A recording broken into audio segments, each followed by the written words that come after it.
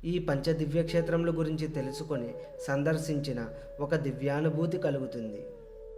ప్రధాన ఆశ్రమము తూర్పుగోదావరి జిల్లా. పురాతన ఆధ్యాత్మిక పట్టణంగా పేరుగాంచిన పిఠాపురమునకు అనేక ప్రత్యేకతలున్నవి.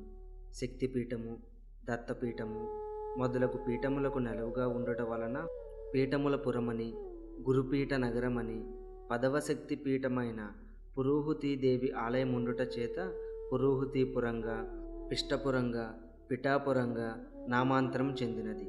అలాగే శ్రీపాద వల్లభుడు జన్మించిన స్థలముగా దత్తపీఠం నెలకొల్పబడి భారతదేశంలో రెండవ షిరిడీగా పేరుగాంచిన పట్టణమిది.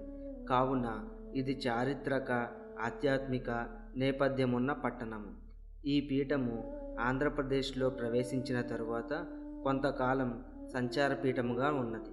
18వ శతాబ్దం మధ్యకాలంలో పంచమ పీఠాధిపతి బ్రహ్మర్షి ముహియుద్దీన్ బాద్షా సద్గురువర్యులు తుని పట్టణము వదిలి పిఠాపురంలో తమ స్థిర నివాసం ఏర్పరచుకున్నారు.